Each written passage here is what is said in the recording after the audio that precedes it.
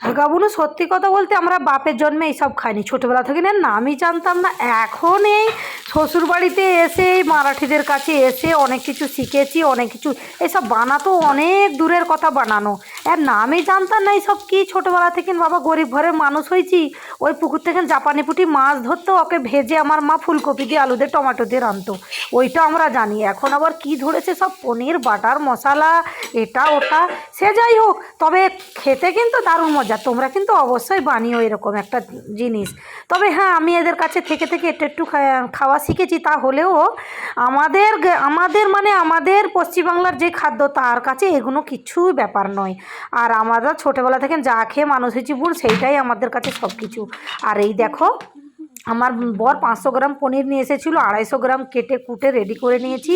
একটা কড়াই মাখন দিয়ে দিয়েছি, আর পেঁয়াজ মিডিয়াম সাইজ দুটো নিয়ে, আর তার উপরে একটু টুকরো কাটা পনির, টমেটোর, আদা রসুন, একটুখানি 5-6টা কাজু, আর 3টে ইলাইচি, একটুখানি শুকনো নারকোল, একটু হলদি, একটু লঙ্কা, একটু নুন, সব দিয়ে লদবদে করে ভেজে নেবো। এরপরে কি করব, এটাকে মিক্সারে ভালো করে বেটে নিতে হবে, একদম স্মুথ পেস্ট, মানে একদম যেন চিকনা হয়ে যায়।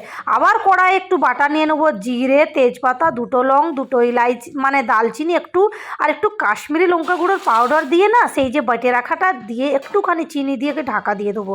কিছুক্ষণ পরে এটাকে খুলে একটু চিখে দেখবো কেমন হয়েছে। আহ, যা হয়েছে, সেই স্বাদ, সেই টেস্ট। তারপরে পনির গুঁড়োর টুকরো উপর থেকে দিয়ে একটু কস্তুরি মেথি, একটু গরম মশলা দিয়ে সাইডে রেখে দেবো। আর আমি ঘরে বানিয়েছি দেখো বাটার নান, এত মজা হয়েছে না, খেয়ে বলে বাহ সেই স্বাদ।